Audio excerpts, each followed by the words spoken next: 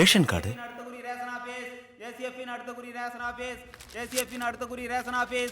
போன தடவை எந்த தேதியில நடக்க போகுதுன்னு டேட் மட்டும்தான் சொன்னாங்க. இந்த தடவை ரொம்ப தைரியமா ரேஷன் டிபார்ட்மெண்ட்னு டிபார்ட்மெண்ட்டை சேர்த்து சொல்லியிருக்காங்க. நம்ம கையில் அவங்க எப்போ மாட்டுவானுங்கிறது போய் அவங்க கையில் வேற யாரும் மாட்டிக்க கூடாதுங்கிறது தான் இப்போ இருக்கிற பெரிய பிரச்சனை. சார், தமிழ்நாடு ஃபுல்லாக கிட்டத்தட்ட 24,000 ரேஷன் கடைகள் இருக்கு. அத்தனை பேருக்கும் பாதுகாப்பு கொடுக்கணும்னா கண்டிப்பா முடியாது. 24,000 ரேஷன் கடையில் இருக்கிறவங்களையும் அவன் கடத்த போறது இல்லையே. அவங்கள அதிகமா லஞ்சம் வாங்கின 15 பேரை மட்டும் தானே கடத்த போறாங்க. அந்த 15 பேரை நாம கண்டுபிடிச்சு அவங்களுக்கு மட்டும் சுமாரா ஒரு 2000 போலீஸை பாதுகாப்பா நம்ம போட்டா இந்த தடவை கண்டிப்பா அவங்க கடத்தல நம்ம தடுத்துடலாம். இத்தனை பேருக்குள்ள அந்த 15 பேரை எப்படி சார் கண்டுபிடிக்க முடியும்? அதுக்கு ஒரு வழி இருக்கு. மற்றவங்களோட நாம தான் அதிகமா வாங்கணும்னு தெரியும்ல. உயிர் மேல ஆசை இருந்தா அந்த முதல் 15 பேர் யாருன்னு அவங்களே வர சொல்லுவோம். சம்பாதிச்ச சொத்தை விட உயிர் தான் முக்கியம்னு கண்டிப்பா அவங்க வருவாங்க. ரைட். அப்போ தமிழ்நாடு ஃபுல்லா எல்லா ரேஷன் ஸ்டாஃப்ஸ்க்கும் இதை இமீடியட்டா அனௌன்ஸ் பண்ணிடலாம். அதிகமா கரப்ஷன் பண்ண அந்த 15 பேர் யாருன்னு இப்ப தெரிஞ்சிடும். எல்லா டிஸ்ட்ரிக்ட் ஹெட் குவார்டர்ஸ்லயும் கவுண்டர் ஓபன் பண்ணியிருக்கு. சார், சவுத் மெட்ராஸ் கவுண்டர்ல இருந்து ஃபோன். ஹலோ, அந்த முதல் 15 பேர் யாருன்னு உடனடியாக கண்டுபிடிச்சாகணும். யாராவது ஒத்துக்கிட்டு வந்தாங்களா? ஒருத்தர் 2 பேர் இல்ல சார், ஒட்டு மொத்தமா அத்தனை பேரும் கிளம்பி வந்துட்டானுங்க. நீங்க உடனே இங்க வாங்க சார்.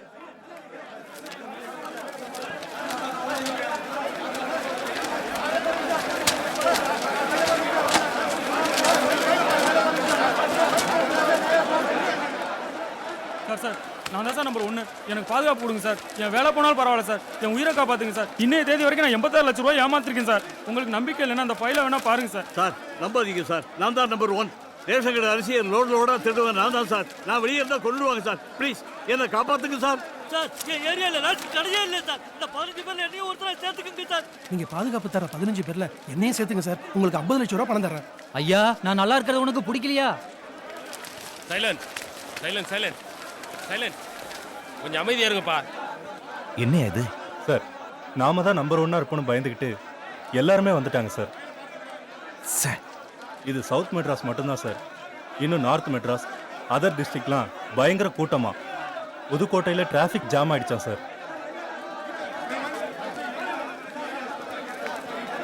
என்னாச்சு சார்? நம்ம கவர்னர் ரேஷன் டிபார்ட்மெண்ட் பக்கம் திசை திருப்பிட்டு 15 PWD ஆஃபீஸர்ஸை கடத்திட்டாங்க. இப்போதான் மெசேஜ் வந்தது. ஏய், don't move, don't move, don't move. ஏய், கேட்ட க்ளோஸ் பண்ணு. ஃபைல்லாம் கலெக்ட் பண்ணுங்க. சார், நான் லஞ்சம் வாங்கினதே இல்லை சார். அத உங்க ஃபைல் சொல்லட்டும், நீங்க சொல்லாதீங்க. சார், திடீர் மாற்றம் நடந்த இந்த சூழ்நிலையில இவங்க மேல என்ன ஆக்ஷன் எடுக்க போறீங்க? கலெக்ட் பண்ணிட்டு இருக்கிற ஃபைல்ஸ்ல இருக்கிற ஆதாரங்கள் நிரூபிக்கப்பட்டா இவங்க எல்லார் பேர்லயும் ஆக்ஷன் எடுத்து இன்னும் ஒரு வாரத்துல தமிழ்நாடு ஃபுல்லா 25,000 இளைஞர்கள் புது ரேஷன் ஆபீசர்ஸா நியமிக்கப்படுவாங்க.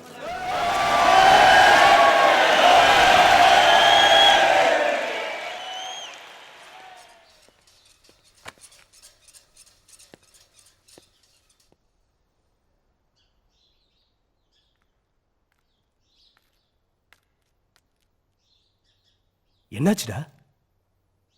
பிடபிள்யூல 15 பேர் கடத்தணும்ல? ஆமா. அதில் நம்பர் 1 நம்ம கோபியோட அப்பா. ஆமா, இந்த விஷயம் கோபிக்கு தெரியுமா? இன்னும் தெரியாது மாஸ்டர். கோபி வரான். மாஸ்டர், மாஸ்டர், ஒரு முக்கியமான குட் நியூஸ் மாஸ்டர். இது அமெரிக்காவில் வெளிவர டைம்ஸ்னு ஒரு மேகசின். இதுல நம்ம இயக்கத்தை பத்தி ஒரு ஆர்டிக்கல் வந்திருக்கு. ACF eliminates corruption in India. அதாவது ஊழல் அதிகமான இந்தியாவில் தமிழ்நாடுங்கிற ஒரு ஸ்டேட்ல புரட்சி உண்டாயிருக்கு. ACFன்னு ஒரு புரட்சி இயக்கம் உருவாகி தப்பு செய்யற அதிகாரிகளை தண்டிச்சிட்டு இருக்கு. இதனால தமிழ்நாடு லஞ்சமட்ட சமுதாயமா மாறிக்கிட்டு இருக்கு. இந்த நிலைமை எல்லா ஸ்டேட்லயும் உருவாச்சுன்னா நிச்சயமா இந்தியா மிகப்பெரிய வல்லரசு நாடாகவும் எழுதியிருக்காங்க. நம்ம இயக்கத்தை பத்தி அமெரிக்காவில் வெளிவர மேகசின்ல எழுதியிருக்காங்கன்னா அது எவ்வளவு சந்தோஷமான விஷயம் மாஸ்டர். மாஸ்டர், என்னாச்சு மாஸ்டர்? ஏன் டல்லா இருக்கிறீங்க? இதுக்கு முன்னாடி இப்ப டல்லா இருந்து நான் பார்த்ததே இல்லை மாஸ்டர். கோபி, என்னாச்சுடா? கோபி, பிடபிள்யூடியில் நாம் கடத்தின 15 பேரில் உங்கள் அப்பாவும் ஒருத்தர்றா. அது மட்டும் இல்லை, உங்கள் அப்பா தான்டா நம்பர் 1.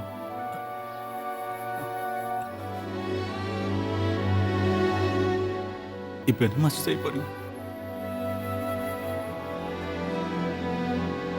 கோபி, மன்னிப்புங்கிற விஷயம்தான் தப்போட ஆரம்பமா இருக்கு. இந்த தடவை நாம மன்னிச்சா மாஸ்டர், எங்க அப்பாவை மன்னிச்சு விட்டுலாம் நீங்க சொல்லியிருந்தா தான் நான் உங்களை தப்பா நினைச்சிருப்பேன். பரவாயில்ல மாஸ்டர். தாசில்தார், போலீஸ் எஸ்பி இவங்கெல்லாம் கூட செத்தாங்க. அவங்களுக்கும் என்ன மாதிரி ஒரு பையன் இருந்திருக்கலாம்ல. சக்கரை வியாதி வந்துட்டா அது நம்ம காலம் இருந்தா கூட வெட்டி ஏறிட்டு இல்லையா? நான் வரேன் மாஸ்டர்.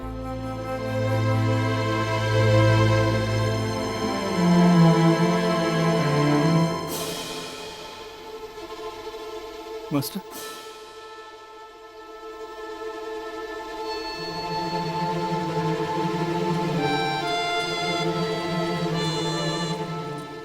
மாஸ்டர், எங்க அப்பாவை கொல்லும்போது வலிக்காம பார்த்துக்க மாஸ்டர். அவரோட தப்பான அப்பாவை இருக்கலாம் மாஸ்டர். ஆனா நான் நல்ல போய் மாஸ்டர்.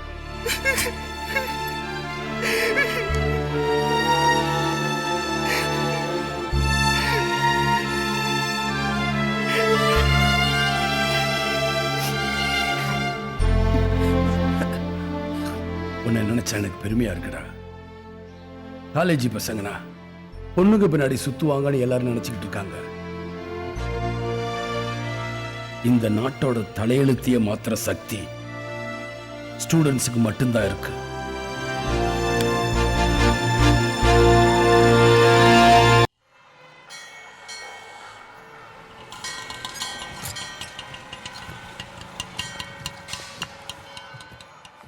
எவ்வளவு ரூபாய் ஆச்சு? 100 ரூபாயா 150 ரூபாயா? 35 ரூபா 60 காசுமா. அதிசயமா இருக்கு. பல்லாவரத்துல டி நகர் வரைக்குமே 125 ரூபாய், 35 ரூபாங்கிற. மீட்டர் தப்பா ஓடுதா? இல்லம்மா, மீட்டர் இப்பதான் சரியா ஓடிட்டு இருக்கு. முன்னெல்லாம் ஆர்டிஓக்கு பணம் கொடுக்கணும், பிரேக் இன்ஸ்பெக்டர் பணம் கொடுக்கணும், எஃப்சி பணம் கொடுக்கணும், டிராஃபிக் போலீஸ் பணம் கொடுக்கணும். இத்தனை பேருக்கு பணம் கொடுக்கறதுக்காக தான் 35 ரூபா சவாரிக்கு 125 ரூபா சூடு வைப்போம். இப்ப 1 ரூபாய லஞ்சம் வாங்குறது இல்ல. நாங்களும் அதிகமா கேட்கறது இல்ல. அசத்துட்டீங்க. அசத்துனது நான் இல்லம்மா, எங்கேயோ இருட்டுல இருந்துட்டு அத்தனை ஆபீசர்கள் ரிவீட் அடிச்சிட்டு இருக்காரு, யாருமே பார்க்காத அந்த மனுஷன். அவரு தான் அசத்துனது. நான் நாத்திங்க, சாமி கும்பிட மாட்டேன். ஆனா ஒரு போட்டோ மட்டும் கிடைச்சது, ஆட்டோல ஓட்டி டெய்லி பூஜை பண்ணுவோம்மா. முடியாது முடியாது முடியாது. 3 லட்சம் இல்ல 30 லட்சம் கொடுத்தாலும் நான் லஞ்சம் வாங்க மாட்டேன்.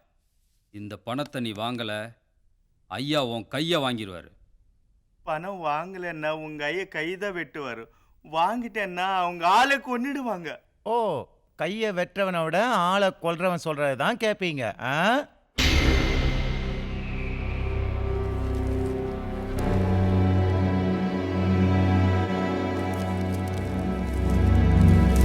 மாஸ்டர், இப்போ அதிகாரிங்க எல்லாம் திருந்திட்டாங்க. எல்லாமே சரியா நடந்துகிட்டு இருக்கு. ஆனா புதுசா நமக்கு ஒரு சிக்கல் வந்திருக்கு. உள்ளூர் ரவுடிங்களும் தாதாக்களும் அதிகாரிகளை பணம் வாங்க சொல்லி மிரட்டுறாங்க. சில பேர் இந்த மாதிரி கொலையும் செஞ்சிருக்காங்க. நாம உயிர் பயம் காட்டி லஞ்சம் வாங்காம பண்ணிட்டோம். அதே மாதிரி இவங்க உயிர் பயம் காட்டி லஞ்சம் வாங்க வைக்கிறாங்க. இது தொடர்ந்தா பிக் பாக்கெட்காரன் பீனோ மிரட்டுவான், கத்தி வச்சிருக்கிறவன் கலெக்டர் மிரட்டுவான். எப்போ அதிகாரிங்க அத்தனை பேரும் லஞ்சம் வாங்காம திருந்திட்டாங்களோ அப்பவே அவங்களுக்கு பாதுகாப்பு கொடுக்க வேண்டியது நம்ம கடமை. அதிகாரிகளை நேர்மையா நடக்க விடாம மிரட்டுற லோக்கல் தாதாக்கள் அத்தனை பேருடைய லிஸ்டும் தமிழ்நாடு ஃபுல்லா கலெக்ட் பண்ணுங்க. அவன் உள்ளூர்ல எந்த ஜாதிக்காரனா இருந்தாலும் சரி, யாரோட சொந்தக்காரனா இருந்தாலும் சரி.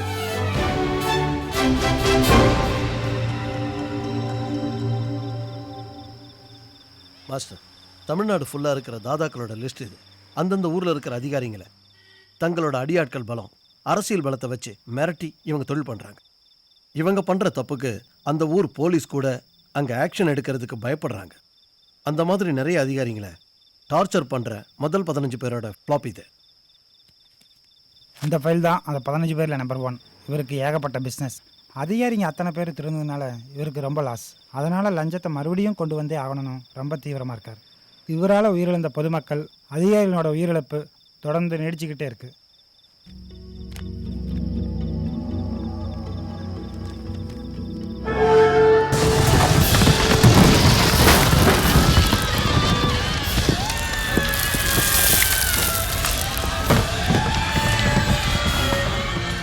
அன்னைக்கு நம்ம பேப்பர் நியூஸ்ல பார்த்தது கூட இவங்க ஆளுங்க பண்ணதுதான். இந்த ஃபைனல் மூவ்ல நாம ரொம்ப ஜாக்கிரதையா இருக்கணும். ஏன்னா அவ்வளவு பேரும் கிரிமினல்ஸ். இந்த தடவை யாருக்கும் முன்கூட்டியே தகவல் அனுப்ப வேண்டாம்.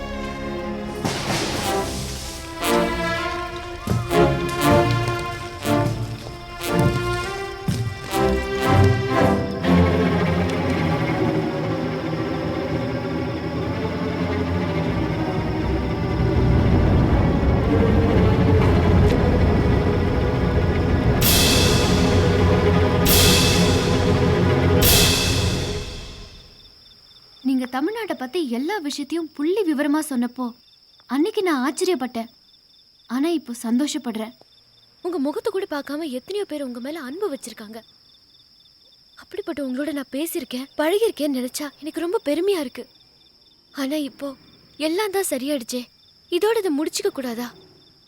மறுபடியும் எதுக்கு இன்னொருத்தருக்கு குறி வச்சிருக்கீங்க? வேண்டாம். நீ போயிரு. இவனை விட்டா இது வரைக்கும் கஷ்டப்பட்டதெல்லாம் வேஸ்ட் ஆயிரும். மறுபடியும் பழைய நிலைமைக்கு கொண்டு வந்துருவான். இந்த மக்களுக்காக இவ்ளோ பண்றீங்க. நீங்க யாரு, எப்படி இருப்பீங்கன்னு கூட அவங்களுக்கு தெரியாது. அட்லீஸ்ட் உங்க முகம் அவங்களுக்கு தெரிஞ்சா கூட நீங்க கஷ்டப்படுறதுல அர்த்தம் இருக்கு. இந்த துணியை நெசவு பண்ண தொழிலாளிய முகம் தெரியுமா உனக்கு? இன்னைக்கு நாம சாப்பிட்ட சாப்பாடை விதைச்சு அறுவடை பண்ணானே விவசாயி, அவன் முகம் தெரியுமா நமக்கு? நாம காலில் போட்டிருக்க செருப்பை தச்சானே உழைப்பாளி, அவன் முகம் தெரியுமா நமக்கு? தினந்தோறும் ஆயிரக்கணக்கான உயிர்களை பத்திரமா ஒரு இடத்துல இருந்து இன்னொரு இடத்துக்கு கொண்டு போறானே பஸ் டிரைவர், அவன் முகம் தெரியுமா நமக்கு?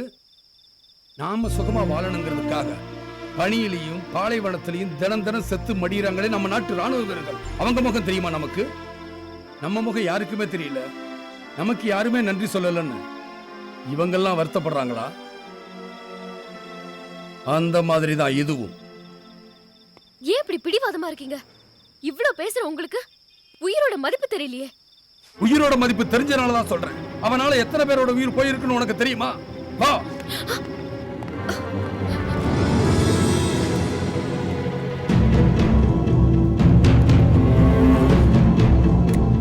உங்களுக்குன்னு யாரும் இல்லையா? உங்க குடும்பம் யாரும், குழந்தை யாருன்னு அடிக்கடி கேப்பியே.